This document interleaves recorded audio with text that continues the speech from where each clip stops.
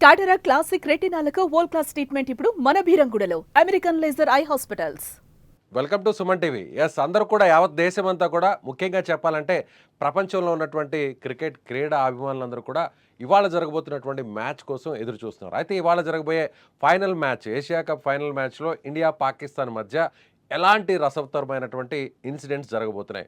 ముఖ్యంగా India batting తీసుకుంటే ఎంత స్కోర్ చేయాలి, అలాగే బౌలింగ్ తీసుకుంటే పాకిస్తాన్ని ఎంతవరకు కట్టడి చేయాలి, దీని గురించి మాట్లాడదాం. మనతో పాటు ఉన్నారు senior sports analyst, former IPL player Kalyan Krishna garu ఆన్లైన్లో ఉన్నారు.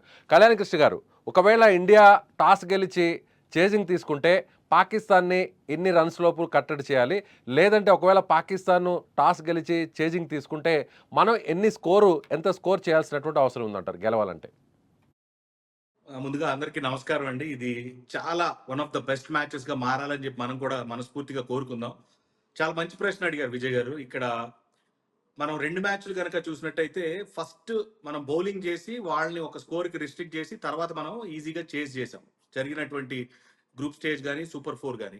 కానీ ఈ ఫైనల్లో ఎప్పుడు కూడా నార్మల్ మ్యాచెస్ ఆడటం వేరు, ఫైనల్ మ్యాచ్ ఆడటం అనేది ఒక డిఫరెంట్ ప్రెషర్ ఉంటుంది.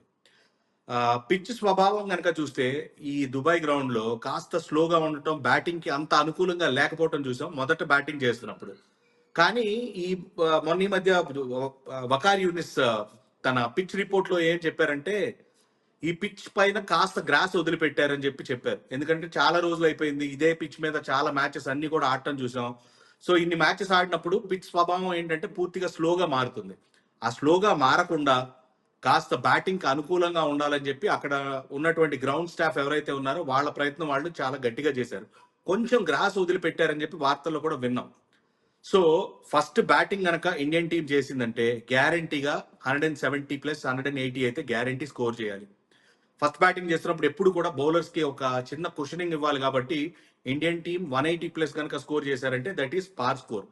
లేదు మనం ఫస్ట్ బౌలింగ్ చేస్తున్నాం అంటే కనుక 160, ఆల్రెడీ 170 కూడా ఈజీగా చేజ్ చేసాం మనం సూపర్ 4 లో అగేన్స్ట్ పాకిస్తాన్.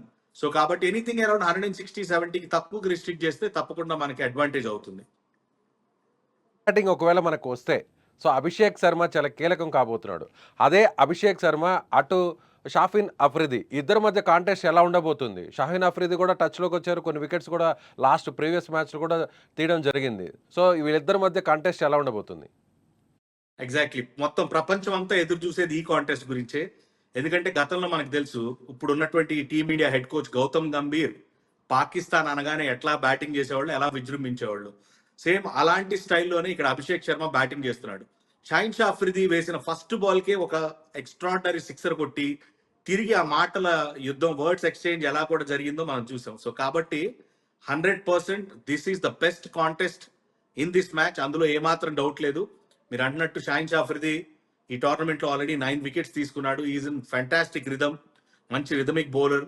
తను కూడా స్మార్ట్ గా బౌలింగ్ చేస్తాడు, ఎక్స్పీరియన్స్ ఉంది తనకి.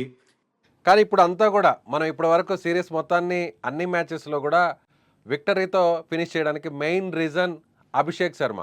అభిషేక్ శర్మ ఇప్పుడు 300+ రన్స్ ఇప్పటికే ఆయన రీచ్ చేశాడు. అయితే ఇప్పుడు అభిషేక్ శర్మ కానీ వెంటనే అంటే సెకండ్ ఓవర్ ఆర్ థర్డ్ ఓవర్లో 10 రన్స్ లేదంటే 20 రన్స్ లోపు అవుట్ అయితే అప్పుడు ఇండియా పరిస్థితి ఎలా ఉండబోతుంది? అప్పుడు ఎంత స్కోర్ వచ్చే ఛాన్సెస్ ఉంది? ఆ పాత్రని ఎవరు లీడ్ చేయాల్సినటువంటి అవసరం ఉంది? మీరు బ్యాటింగ్ ఆర్డర్ కనుక చూసినట్టయితే సూర్యకుమార్ యాదవ్ కూడా ఎక్స్ట్రాడినరీ టచ్ లో లేడు. మనకి సాధారణంగా సూర్యకుమార్ యాదవ్ అనగానే మిస్టర్ 360, ఇండియన్ 360 అంటాం మనం. ఆ ఎబిలిటీ మనకి తెలుసు, తను ఎంత బాగా ఆడగలడో, ఆపోజిట్ టీమ్ ని ఎలా డిమారలైజ్ చేయగలడో తన బ్యాటింగ్ తో మనకు తెలుసు.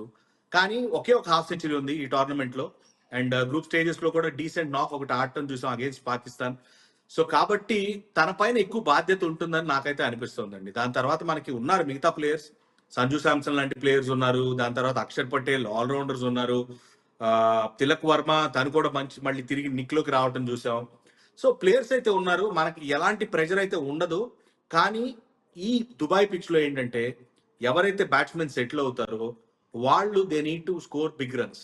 ఎందుకంటే బ్యాట్స్మెన్ వచ్చి రాగానే పెద్ద షాట్స్ ఆడాలంటే చాలా కష్టం అవుతుంది. ఎందుకంటే ఇంతకు ముందు కూడా మాట్లాడినట్టు పిచ్ స్వభావం కాస్త స్లోగా ఉంది. కాబట్టి బ్యాట్స్మెన్ వచ్చి రాగానే పెద్ద షాట్స్ ఆడాలంటే ఈజీ కాదు. కాబట్టి ఎవరైతే బ్యాట్స్మెన్ సెటిల్ అయి ఉంటారో వాళ్ళు మంచి లాంగ్ ఇన్నింగ్స్ ఆడాలి. అభిషేక్ శర్మ, శుభ్మన్ గిల్ ఇద్దరు మంచి టచ్ లో ఉన్నారు కాబట్టి ఎయిదర్ అభిషేక్ కానీ శుభ్మన్ గిల్ కానీ ఇద్దరు ఎవరో ఒకళ్ళు ఒక లాంగ్ ఇన్నింగ్స్ ఆడటానికి ట్రై చేస్తే మిగతా బ్యాట్స్మెన్ అందరూ వాళ్ళ చుట్టూరా రివాల్వ్ అవుతారు కాబట్టి ఇండియా ఒక మంచి స్కోర్ చేయడానికి ఆస్కారం ఉంది. అట్ ద సేమ్ టైం ఒకవేళ చేస్ చేస్తున్నప్పుడు వీళ్ళిద్దరు ఓపెనర్లు ఎవరో ఒకళ్ళు ఆడితే ఈజీగా చేసి కూడా చేసే అవకాశం ఉంటుంది.